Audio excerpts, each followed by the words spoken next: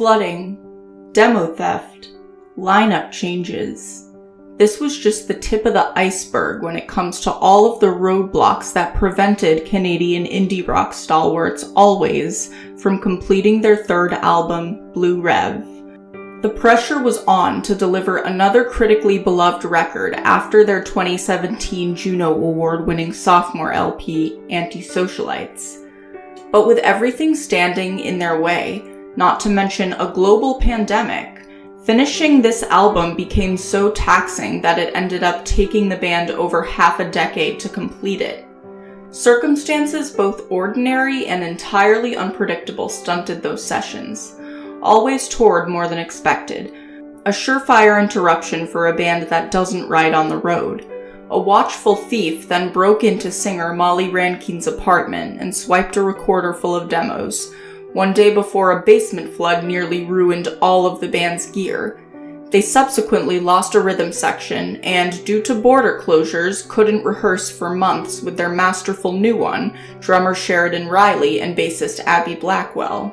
As the band struggled to create under these grueling circumstances, the world population was facing the threat of mass extinction at every corner in the midst of the COVID-19 pandemic, making the story of how this album was conceived almost Shakespearean, with the band facing a number of adversities which could have easily amounted to tragedy and the eventual dissolution of the band.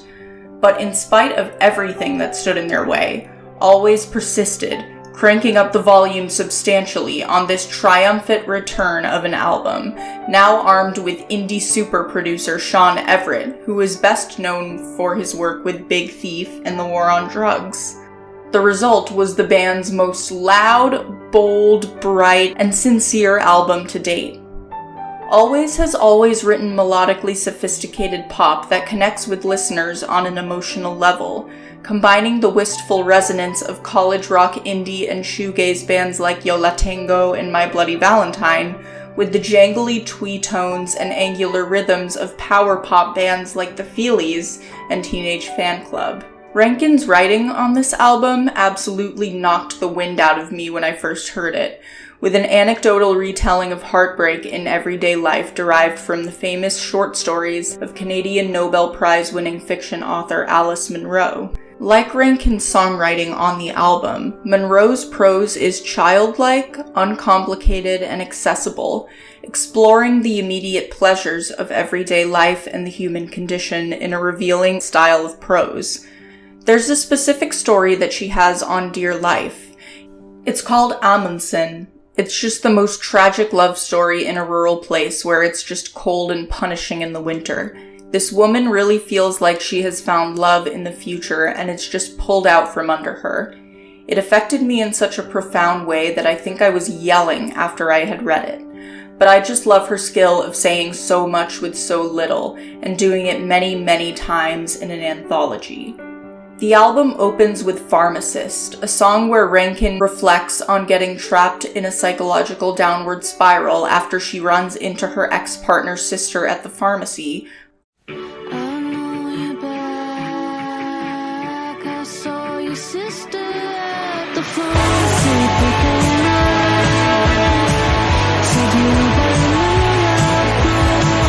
Rankin finds herself temporarily paralyzed from this unexpected confrontation with her past, and it makes her feel as if she's no longer in control of her own life.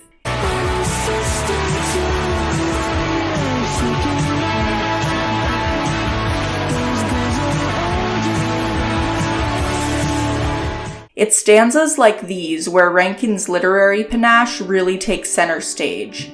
There's no pretentiousness, just sharp and hard-hitting wisdom from a person who's authentically lived through every anecdote she relays to the listener. Easy on Your Own and After the Earthquake have the very jangly, bright guitar tones that I can't help but involuntarily hum along to every time they play.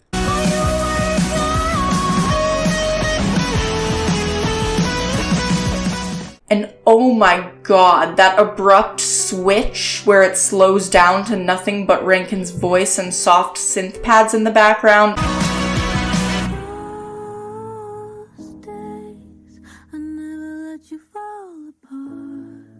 and then bam, the song proceeds to hit you right in the face. Wake now.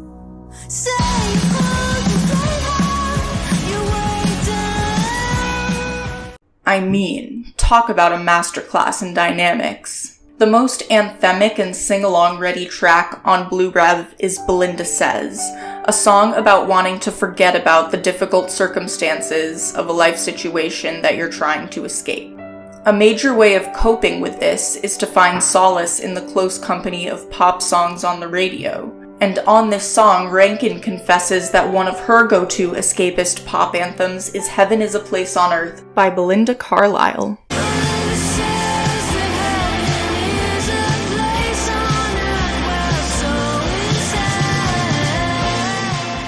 A thing that I think is really beautiful is hearkening back to a day where the radio is your friend.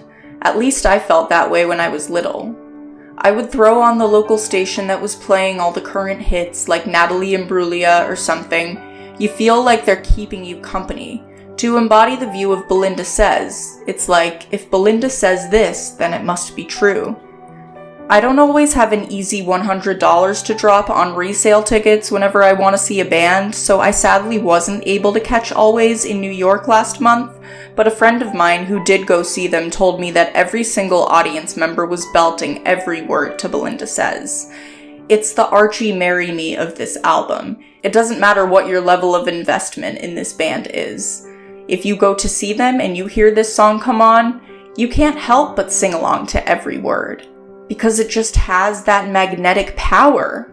It's on this album specifically where Molly Rankin's affection for Teenage Fan Club really comes to the fore. Rankin has never been subtle about her love for Norman Blake's lyricism and Teenage Fan Club's discography, specifically the song Everything Flows, which has a similar time signature and the same swaddling shoegaze guitars as songs like Easy on Your Own and Belinda Says.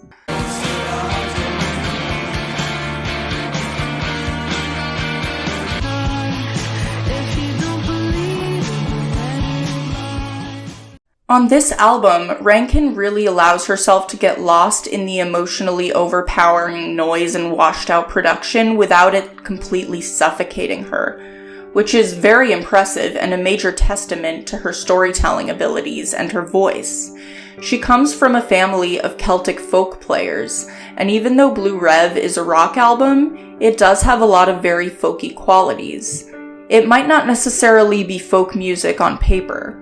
There aren't any fiddles or pedal steel on this album, at least as far as I can tell. But to quote the great Louis Armstrong, all music is folk music. I never heard a horse sing a song. I haven't heard such masterful storytelling of this caliber in indie rock in a very, very long time. What makes country and folk artists such amazing writers is the fact that they can take something so simple and make it sound important and monumental because of the nostalgic memories attached to it. Take the name of the album, for instance. Blue Rev is an overly sweet wine cooler infused with cola, vodka, and the Amazonian guarana plant, which is a common ingredient in energy drinks. It was also Rankin's alcoholic beverage of choice as a rambunctious teen growing up in Nova Scotia. Its significance to Rankin's achingly painful memories of youth transformed this cheap beverage into something romantic and significant.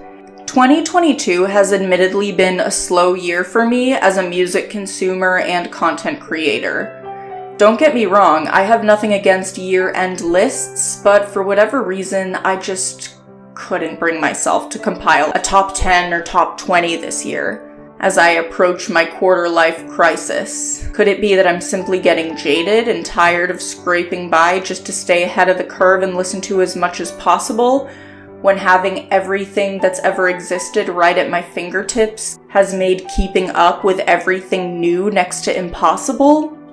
There's a lot of great new music out there, but when there's so much of it, I find it impossible to emotionally connect with any of it. This Always album is the only record that's come out this year that was able to knock my ass sideways and make me really, really pay attention to it. Not a lot of music has been able to do that for me for a while. What's even better is that listening to this album a second time made it hit even harder. You may not be able to feel the ankle sprain when it's happening, but when the immense pain hits, at least you're not feeling nothing at all. That's how I feel about this album. I can listen to it and feel absolutely everything. And isn't that what all music is meant to do?